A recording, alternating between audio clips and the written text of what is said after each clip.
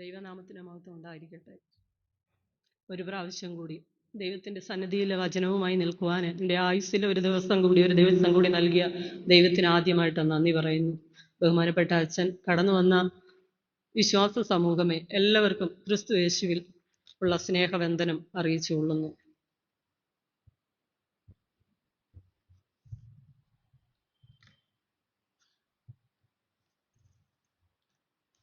നാം വീണ്ടും ഒരു നോമ്പ് കാലത്തിലൂടെ കടന്നു പോകുകയാണ്. കഴിഞ്ഞ കാലത്തിലേക്കൊന്ന് നാം തിരിഞ്ഞു നോക്കുമ്പോൾ നമ്മുടെ നോമ്പ് കാലങ്ങൾ പലപ്പോഴും നോമ്പ് കാലമാകുമ്പോൾ നമുക്ക് പലപ്പോഴും ഇച്ചിരി ഭക്തിയൊക്കെ കൂടുന്ന ഒരു അവസരത്തിലാണ്.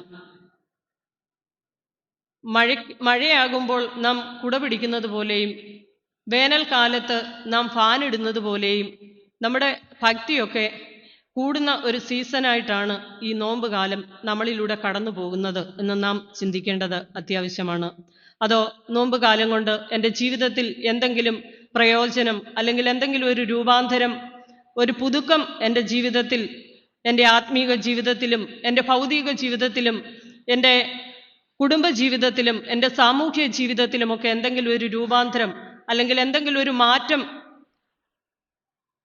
അതിൻ്റെ ആവശ്യകത എന്താണെന്ന് നമ്മുടെ പുതിയ തലമുറയ്ക്ക് നമുക്ക് പറഞ്ഞു കൊടുക്കുവാനായിട്ട് അല്ലെങ്കിൽ മനസ്സിലാക്കി കൊടുക്കുവാനായിട്ട് നമുക്ക് സാധിക്കുന്നില്ല എങ്കിൽ ഈ നോമ്പ് കാലം നാം എന്തിനാണ് നോമ്പ് നോക്കുന്നത് എന്ന് അവർക്ക് നമുക്ക് മനസ്സിലാക്കി കൊടുക്കുവാനായിട്ട് സാധിക്കാതെ പോകും.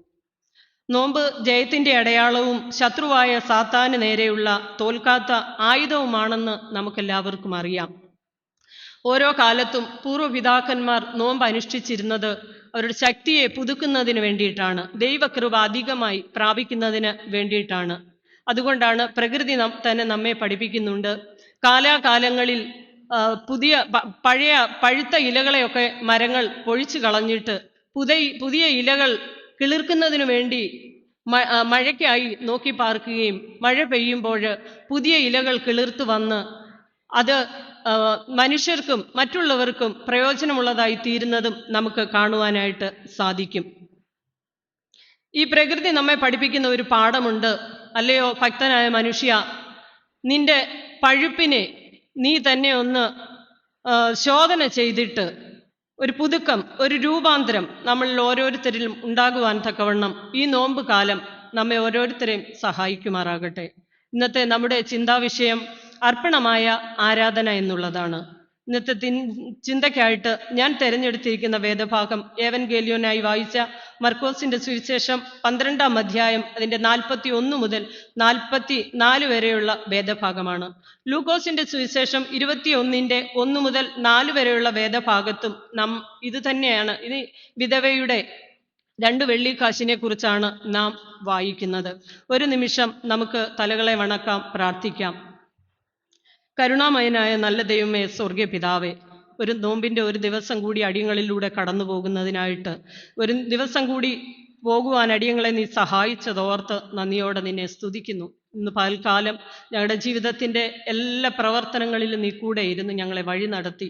തമ്പുരാനെ, ഇന്ന് സന്ധ്യാസമയം നിന്റെ സന്നിധിയിൽ കടന്നു വരുമ്പോൾ ആരുടെയെങ്കിലും മനസ്സ് വേദനിക്കുവാൻ ഞാൻ കാരണമിടയായിട്ടുണ്ടെങ്കിൽ എൻ്റെ ദൈവത്തിൻ്റെ സന്നിധിയിൽ ഒരു നിമിഷം തമ്പുരാനെ മാപ്പ് ചോദിക്കുവാന്, കരുണയോടെ നിന്നോട് യാചിക്കുവാൻ തക്കവണ്ണം എൻ്റെ ആയുസ്സിൽ ഒരു ദിവസം നൽകുന്നത് ഓർത്ത് നന്ദിയോടെ നിന്നെ സ്തുതിക്കുന്ന കർത്താവേ, ഈ വചനം പറയുവാന് ഞാൻ പ്രാപ്തയല്ല, നിന്റെ സന്നിധിയിൽ നിൽപ്പാനുള്ള യോഗ്യതയും എനിക്കില്ല. എന്നാലും എൻ്റെ ദൈവം എന്നെ ഓരോ നിമിഷവും ബലപ്പെടുത്തുന്നത് ഓർത്ത് സ്തോത്രം. നിന്റെ കരുണയുടെ ചിറകിൻ കീഴിൽ മറയ്ക്കണം. കടന്നു വന്ന മക്കളുടെ ഹൃദയത്തിൽ ധ്യാനവും അടിയൻ പറയുന്ന വാക്കുകളും കർത്താവെ പ്രയോജനമുള്ളതായി തീരുവാന്, എന്നോടാകുന്നു സംസാരിച്ചതെന്ന് പറയുവാൻ തക്കവണ്ണം അവിടുന്ന് ഇടയാക്കണം. എല്ലാവരും പ്രാർത്ഥനയോടെ ഇരിപ്പാന് ദൈവകൃപ കൊണ്ട് നിറയ്ക്കണം. സകലതും യേശുവിൻ്റെ നാമത്തിൽ തന്നെ, ആമേൻ. നമ്മളിന്ന് വേദഭാഗം ഏവൻഗേലിയോനായി വായിച്ചു കേട്ട വേദഭാഗം വിശുദ്ധ മർക്കോസിന്റെ സുവിശേഷം 12-ാം അധ്യായം അതിൻ്റെ 1 മുതൽ 4 വരെയുള്ള 12-ാം അധ്യായം 41 മുതൽ 44 വരെയുള്ള വേദഭാഗം. പിന്നെ യേശു ശ്രീഭണ്ഡാരത്തിന് നേരെ ഇരിക്കുമ്പോൾ ജനങ്ങൾ ഭണ്ഡാരത്തിൽ പണം ഇടുന്നതും നോക്കിക്കൊണ്ടിരുന്നു.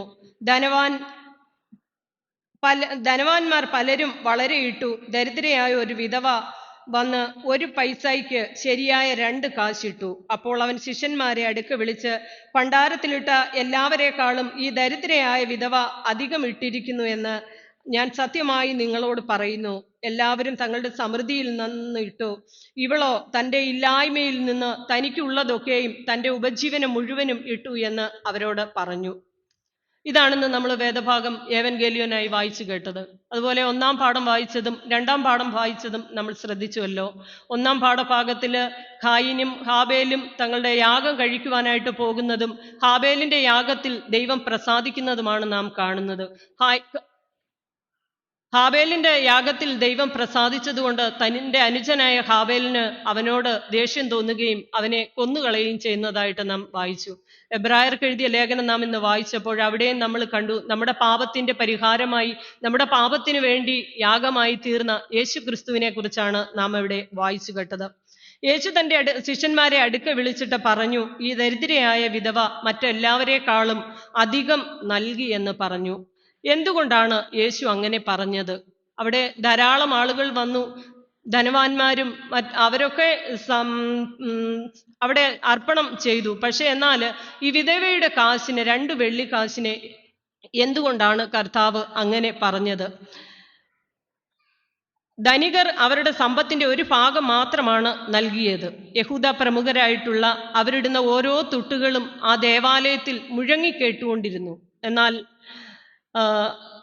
അത് മറ്റുള്ളവരെ കാണിക്കുവാൻ വേണ്ടിയിട്ടുള്ള സമർപ്പണമായിരുന്നു. അങ്ങനെ മറ്റുള്ളവരെ കാണിക്കുവാൻ വേണ്ടിയിട്ട് ദേവാലയത്തിൽ അത് അവർ സമർപ്പിച്ചപ്പോൾ കർത്താവ് പറയുന്നത് അത് അവരുടെ കൃപയെ നശിപ്പിച്ചു കളയും. എന്നാൽ ആ വിധവ തൻ്റെ എല്ലാം, ജീവിതത്തിനുള്ള ആശ്രയവും ദൈവത്തിൽ സമർപ്പിച്ചു. അവൾ കൊടുത്തത് കാശ് മാത്രമല്ല, അവളുടെ ഉപജീവനം മുഴുവനും, അവളുടെ ജീവിതവും ജീവനും ഒക്കെ ദൈവസന്നിധിയിൽ സമർപ്പിക്കുവാനായിട്ട് അവൾക്ക് ഇടയായി തീർന്നു. അവളുടെ പേരാണ് ദൈവം തൻ്റെ ചങ്കിൽ ചേർത്തെഴുതിയത്. എത്രയോ പേര് അവിടെ ഉണ്ടായിരുന്നു, എന്നാൽ അവളെക്കുറിച്ചാണ് കർത്താവ് പറഞ്ഞത്. അവളുടെ പേരാണ് കർത്താവ് തൻ്റെ ചങ്കിൽ കുറിച്ചിട്ടത്. ഇപ്രകാരം ഒരു കഥയുണ്ട്. 2 സുഹൃത്തുക്കൾ ഒരുമിച്ച് യാത്ര ചെയ്യുകയായിരുന്നു. അവരൊരുമിച്ച് ഇങ്ങനെ യാത്ര പോകുന്ന സമയത്ത് ഇടയ്ക്ക് വെച്ച് അവര് തങ്ങളിൽ അങ്ങോട്ടും ഇങ്ങോട്ടും വാക്കുതർക്കങ്ങൾ ഉണ്ടായപ്പോൾ ഒരാളുടെ ചെകിട്ടത്തടിച്ചു. എന്നാൽ ആ അടി കൊണ്ടയാൾ അവിടെ ആ മണലിൽ ഇപ്രകാരം എഴുതി, എൻ്റെ പ്രിയപ്പെട്ട സുഹൃത്ത് എൻ്റെ ചെകിട്ടത്തടിച്ചു, ചെകിട്ടത്തടിച്ച ഇടമാണ് ഇവിടം എന്ന് മണലിൽ കുറിച്ചിട്ടു. പിന്നെ വീണ്ടും അവരിങ്ങനെ യാത്ര ചെയ്യുകയാണ്. യാത്ര ചെയ്യുന്ന സമയത്ത് അവർക്ക് ഒരു പുഴ കടക്കേണ്ടതായിട്ട് വന്നു. ആ പുഴ കടക്കുന്ന സമയത്ത് ഈ അടിച്ച മനുഷ്യൻ, അവന് നീന്തറിയാവുന്നത് കൊണ്ട് അവൻ നീന്തി അക്കരയ്ക്ക് കടക്കുവാനായിട്ട് ശ്രമിച്ചു. ഒഴുക്കിനെതിരെ നീന്തുവാൻ അയാൾക്ക് സാധിച്ചു. എന്നാൽ അടി കൊണ്ടയാൾക്ക് അറിയാൻ മേലാത്തത് കൊണ്ട് അയാൾക്ക് ആ പുഴയിലെ ചുഴിയിൽ പെടുവാനായിട്ട് തുടങ്ങി. അപ്പോൾ പെട്ടെന്ന് ആ അടിച്ച കൂട്ടുകാരൻ ഓടി വന്ന് അവനെ ആ വെള്ളത്തിൽ നിന്ന് വലിച്ചെടുത്ത് രക്ഷിച്ചു. അപ്പോൾ രക്ഷപ്പെട്ട് കൂട്ടുകാരൻ ഇപ്രകാരം എഴുതി, പാറമേൽ എഴുതി വെച്ചു, എൻ്റെ പ്രിയപ്പെട്ട സുഹൃത്ത് എന്നെ രക്ഷിച്ച ഇടമാണ് ഇവിടം. അങ്ങനെയാണ് ചില മനുഷ്യരുടെയൊക്കെ ഹൃദയങ്ങളിൽ നമ്മളെ കോറിയിടുവാൻ, നമ്മുടെ പേരെഴുതപ്പെടുവാനായിട്ട് ഇടയായി തീരും. ചിലതെല്ലാം നമ്മുടെ ഹൃദയത്തിൽ നാം ചേർത്ത് വയ്ക്കാറുണ്ട്. അതുപോലെ തന്നെയാണ് ദൈവവും ഈ പ്രിയപ്പെട്ട വിധവയുടെ മനോഹരമായ സമർപ്പണം അവൻ്റെ ഹൃദയത്തിൽ ആലേഖനം ചെയ്തത്. ദൈവം കാണുന്നത് വലിയ കാര്യങ്ങൾ ചെയ്യുന്നതിലല്ല, നമ്മൾ ചെയ്യുന്ന കൊച്ചു കൊച്ചു നന്മകളെയാണ് ദൈവം തൻ്റെ മുൻപിൽ കാണുന്നത്. ദൈവത്തിൻ്റെ മുമ്പിൽ ഏറ്റവും സ്വീകാര്യമായിട്ടുള്ളത് നമ്മുടെ ചെറിയ ചെറിയ നന്മകളാണ്. ഇതിൽ നിന്ന് നമുക്ക് പഠിക്കുവാൻ പറ്റുന്ന പാഠം എന്താണ്? നമ്മൾ കൊടുക്കുന്നത് എത്ര എന്നത് പ്രധാനപ്പെട്ടതല്ല, നമ്മൾ എത്ര മാത്രം കൊടുക്കുന്നു എന്നുള്ളതല്ല, നമ്മൾ ആ കൊടുക്കുന്നതിൻ്റെ നമ്മുടെ മനോഭാവം നമ്മുടെ പ്രിയപ്പെട്ടവരോടും നമ്മുടെ ചുറ്റുപാടുമുള്ളവരോടും ചേർത്ത് പിടിക്കേണ്ടവരെ ചേർത്ത് പിടിക്കുവാൻ തക്കവണ്ണം, കണ്ണുനീരിലും നിരാശയിലും നെടുവീർപ്പിലും കഴിയുന്നവരെ ചേർത്ത് പിടിക്കുവാനായിട്ട് നമുക്ക് സാധിക്കുന്നുണ്ടോ? അതാണ് ദൈവം നോക്കുന്നത്. നമ്മൾ പുറമേയുള്ളത് മോടിയൊക്കെയാണ് നാം നോക്കുന്നത്. എന്നാൽ ദൈവം നോക്കുന്നത് ഓരോ മനുഷ്യൻ്റെയും ഹൃദയത്തെയാണ്. അവൻ്റെ ഹൃദയത്തിൻ്റെ വേദന, അവൻ്റെ സമർപ്പണം, ദൈവത്തോട് നാം എപ്രകാരം ആയിരിക്കുന്നു എന്നാണ് നമുക്കിവിടെ കാണുവാനായിട്ട് സാധിക്കുന്നത്. ചെറിയ സഹായങ്ങൾ പോലും വലിയ അർത്ഥം ഉൾക്കൊള്ളുന്നു. അത് സ്നേഹത്തോടെയും വിശ്വാസത്തോടെയും ചെയ്താൽ ഇന്നത്തെ ലോകത്ത് നമ്മൾ വലിയ കാര്യങ്ങൾ ചെയ്യുവാൻ കഴിവില്ലെന്ന് നാം കരുതും. പക്ഷേ ഈ വിധവ നമ്മെ പഠിപ്പിക്കുന്നത് ചെറിയ പ്രവൃത്തികളും ദൈവത്തിന്റെ കാഴ്ചയിൽ വലിയവയാണ് എന്നുള്ളതാണ്. നമ്മുടെ ജീവിതത്തിൽ ചെറിയ കാര്യങ്ങൾ പോലും മറ്റുള്ളവർക്ക് നന്മ ചെയ്യുവാൻ നമുക്ക് ലഭിക്കുന്ന അവസരങ്ങൾ അത് പ്രയോജനപ്പെടുത്തുവാനായിട്ട് നമുക്ക് സാധിക്കണം. അതിനാൽ സ്നേഹമുള്ളവരെ, ഈ വചനഭാഗം നമ്മെ ഓർമ്മിപ്പിക്കുന്നത് ദൈവത്തിന്റെ കണ്ണിലൂടെ കാണുവാൻ ശ്രമിക്കുക. വലിയ വലിയ സമർപ്പണം നടത്തുന്ന സാമൂഹ്യ വക്താക്കളെ നമ്മൾ ഒരുപാട് കണ്ടിട്ടുണ്ടാകും. എങ്കിലും കൊച്ചു കൊച്ചു നന്മകളിലൂടെ ജീവിതം മനോഹരമാക്കുന്ന ഒരുപാട് ജീവിതങ്ങൾ നമ്മുടെ ചുറ്റിലും നമുക്ക് കാണുവാനായിട്ട് സാധിക്കും. അതുകൊണ്ടാണ് ശമൂവേലിന്റെ പുസ്തകം 1-ാം അധ്യായത്തിലും 2-ാം അധ്യായത്തിലും നാം കാണുന്നത് ഹന്നയുടെ പ്രാർത്ഥനയും ശമൂവേലിന്റെ ജനനവുമാണ്. സ്വന്തം സമർപ്പണത്തെ ഇത്ര ഗൗരവമായി എടുക്കുവാനായിട്ട് ഹന്നയെ പോലെ മറ്റാർക്കും കഴിയുകയില്ല. താൻ ദൈവത്തോട് ഹന്ന പറയുന്നത്, ദൈവമേ, നീ എനിക്ക് ഒരു പുരുഷ പ്രജയെ നൽകുകയാണെങ്കിൽ അവനെ ഞാൻ നിനക്കായിട്ട് സമർപ്പിക്കും. ആ ഒരു വലിയ പ്രത്യാശ, ദൈവം എൻ്റെ പ്രാർത്ഥന കേൾക്കും, എനിക്ക് ദൈവം ഒരു പുരുഷ പ്രജയെ നൽകും, അവനെ ഞാൻ എൻ്റെ ദൈവത്തിനായിട്ട് സമർപ്പിക്കും എന്നുള്ള വലിയൊരു സമർപ്പണ ബോധം, വലിയൊരു ബോധ്യം ആ ഹന്നയ്ക്ക് ഉണ്ടായിരുന്നു. അതുകൊണ്ടാണ് അവൾക്ക് വളരെയേറെ നിന്ദകളും പ്രയാസങ്ങളും പരിഹാസങ്ങളും ഒക്കെ അവൾക്ക് സഹിക്കേണ്ടതായിട്ട് വന്നു. എന്നാൽ ആ നിന്ദയുടെയും പരിഹാസത്തിൻ്റെയും ഒക്കെ മധ്യത്തില് ദൈവത്തോട് ചേർന്ന് നിൽക്കുവാന്, അവളുടെ കണ്ണുനീർ അവിടെ ദൈവസന്നിധിയിൽ അർപ്പിക്കുവാനായിട്ട് അവൾക്ക് സാധിച്ചു. അതുപോലെയാണ് നാം സ്വച്ഛജടമാംസി തൈലം മുഴുവനായിട്ട് പൊട്ടിച്ച് കർത്താവിൻ്റെ കാൽപാദത്തിൽ സമർപ്പിച്ച മറിയയെ നാം ഓർക്കുക. പൊട്ടിച്ചുടയ്ക്കൽ പൂർണ്ണ സമർപ്പണത്തിൻ്റെ അടയാളമാണ്. ഈ മൺകുടങ്ങളൊക്കെ എൻ്റെ നാഥനു വേണ്ടി മാത്രമാണ്, ഇനി മറ്റാർക്കും ഞാനത് നൽകിക്കൂടാ എന്ന് പറഞ്ഞുകൊണ്ട് നോക്കി നിന്നവർ അവളെ നെറ്റി ചുളിക്കുകയും അവളെ വഴക്ക് പറയുന്ന രീതിയിൽ സംസാരിക്കുകയും ചെയ്തു. എന്നാൽ അത് തൻ്റെ കർത്താവിന് വേണ്ടിയിട്ട് മാത്രമുള്ളതാണ് എന്ന് അവൾ പറയുകയും അങ്ങനെ കർത്താവിൻ്റെ പാദത്തിൽ അത് ഒഴിച്ച് കഴുകുകയും ഒക്കെ ചെയ്യുകയാണ്. അപ്പോൾ ദൈവം അവളെ തൻ്റെ ചങ്കിൽ ചേർത്ത് പിടിക്കുക, കർത്താവ് അവളെ ചേർത്ത് പിടിക്കുകയാണ്. മറ്റുള്ളവർ അവളെ ശാസിച്ചിട്ടും കർത്താവ് അത് ചെയ്യുന്നില്ല, കർത്താവ് അവളെ ചേർത്ത് പിടിക്കുകയാണ്. ഓർക്കുക, പൂർണ്ണ സമർപ്പണമാണ് ആവശ്യം.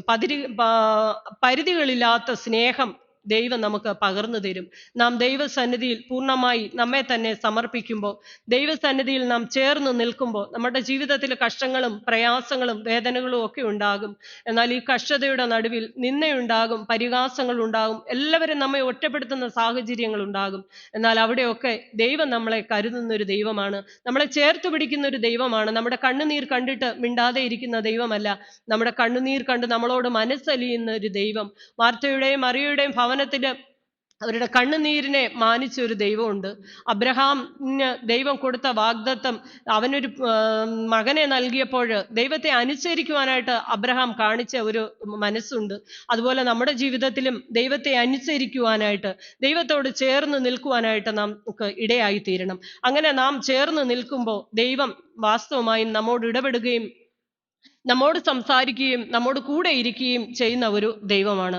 അതുകൊണ്ടാണ് പാട്ടുകാരൻ ഇപ്രകാരം പാടി, കൂടെയുണ്ടേശു എൻ കൂടെയുണ്ട്, കൂട്ടിനവനെന്നും കൂടെയുണ്ട്, കൂരിരുൾ താഴ്വരെ കൂടെയുണ്ട്, കൂട്ടാളിയായിട്ടെൻ കൂടെയുണ്ട്, ഭയപ്പെടേണ്ട ഞാൻ കൂടെയുണ്ട്, എന്നൂര ചെയ്തവൻ കൂടെയുണ്ട്, പേടിക്കയില്ല ഞാൻ മരണത്തെ ജയിച്ചവൻ കൂടെയുണ്ട്, ആഴിയിന്നാഴത്തിൽ കൂടെയുണ്ട്, ആകാശമേഘങ്ങളിൽ കൂടെയുണ്ട്, ആവശ്യ നേരത്തൻ കൂടെയുണ്ട്, ആശ്വാസദായകൻ കൂടെയുണ്ട്. നമ്മുടെ കൂടെയുള്ള ഒരു യേശുവുണ്ട്. നാം നടക്കുമ്പോഴും നാം പോകുമ്പോഴും, നമ്മൾ ഏത് യാത്രയിലായിരുന്നാലും, നാം കൂരിരുൾ താഴ്വരയിലായിരുന്നാലും അവിടെയൊക്കെ നമ്മെ കരുതുന്ന, നമ്മെ സ്നേഹിക്കുന്ന, നമ്മെ വഴി നടത്തുന്ന ഒരു ദൈവമുണ്ട്. മനുഷ്യ ജീവിതം ചിത പോലെയാണ്. കാരണം കത്തുന്നതും കത്തിയാളുന്നതും കാണാൻ ചുറ്റുപാടും ഒരുപാട് ആളുകൾ കൂടി നിൽക്കും. എന്നാൽ ഈ ചിത നീറി പുകയുന്നത് കാണുവാനായിട്ട് ആരും ഉണ്ടായിരിക്കുകയില്ല. പുക കണ്ണിലടിക്കുമ്പോൾ നമ്മളൊക്കെ മാറിപ്പോകും. പുക വരുമ്പോൾ എല്ലാവരും അവിടെ നിന്ന് മാറി നിൽക്കും. എന്നാൽ കത്തുകയാണെങ്കിൽ അത് കാണുവാനായിട്ട്, നോക്കി കാണുവാനായിട്ട് ഒരുപാട് പേര് ഉണ്ടായിരിക്കും. പ്രിയമുള്ളവരെ, ഒരു വാക്കുമതി തളർത്താനും, ഒരു വാക്കുമതി താങ്ങാകുവാനും. നീറിപ്പുകയുമ്പോൾ നമ്മെ കാണുവാൻ ആരും ഉണ്ടായിരിക്കുകയില്ല. എന്നാൽ നമ്മെ കാണുന്ന ഒരു ദൈവം നമ്മുടെ കൂടെയുണ്ട്. എന്നാൽ കൈവിട്ട കല്ലും വാവിട്ട വാക്കും തിരിച്ചു പിടിക്കാൻ പറ്റാത്തത് കൊണ്ട് നീറിപ്പുകയുന്നവരെ ചേർത്ത് പിടിക്കുവാനും വാക്കുകളെ സൂക്ഷിച്ചുപയോഗിക്കുവാനും തക്കവണ്ണം നമുക്ക് സാധിക്കണം. നമ്മുടെ ജീവിതത്തിൽ ചിലപ്പോഴൊക്കെ വാക്കുകളൊക്കെ കൈവിട്ടു പോകാറുണ്ട്. അപ്പോഴൊക്കെ നമ്മെ എല്ലാവരും കുറ്റപ്പെടുത്തി ഈ ചിത പോലെയാണ്, മാറി നിൽക്കും, നമ്മെ വേദനിപ്പിക്കും. എല്ലാവരും ഒരുമിച്ച് നമ്മളെ തള്ളിക്കളയുന്നൊരു സാഹചര്യം ജീവിതത്തിൽ ഉണ്ടാകും. എന്നാൽ ആ പ്രതിസന്ധികളുടെ മധ്യത്തിൽ നമുക്ക് ചിലപ്പോൾ ഈ ലോകത്ത് നിന്ന് മാറ്റപ്പെട്ടു പോകാം, മരിച്ചെങ്കിൽ കൊള്ളാമായിരുന്നു എന്ന് തോന്നുന്ന ചില നിമിഷങ്ങളൊക്കെ നമ്മുടെ ജീവിതത്തിൽ വന്നുകൂടും. എന്നാൽ അവിടെയൊക്കെ ദൈവത്തെ മുറുകെ പിടിക്കുമ്പോൾ, ദൈവത്തോട് നമ്മുടെ സങ്കടങ്ങളെ ഏറ്റുപറയുമ്പോൾ, ഈ വിധവയുടെ 2 വെള്ളിക്കാശിൽ സംപ്രീതനായതുപോലെ, വിധവയെ പ്രശംസിച്ചതുപോലെ ദൈവം നമ്മോട് കൂടെ നിൽക്കും. ദൈവത്തിൻ്റെ കണ്ണിലൂടെ നോക്കി കണ്ടുകൊണ്ട് ജീവിതം മനോഹരമായി ജീവിക്കുവാനുള്ള ഒരു കൃപയ്ക്കായിട്ട് നമുക്ക് ദൈവസന്നിധിയിൽ ആത്മാർത്ഥമായി പ്രാർത്ഥിക്കാം. അതിനായി ദൈവത്തിൻ്റെ പരിശുദ്ധാത്മാവ് നമ്മെ ഓരോരുത്തരെയും നടത്തുമാറാകട്ടെ എന്ന് പറഞ്ഞുകൊണ്ട് എൻ്റെ ഈ എളിയ പ്രസംഗത്തിൽ നിന്നും ഇരുന്നുകൊള്ളുന്നു. ഇതിന് അവസരം തന്ന അച്ഛനോടുള്ള നന്ദി അറിയിച്ചുകൊള്ളുന്നു.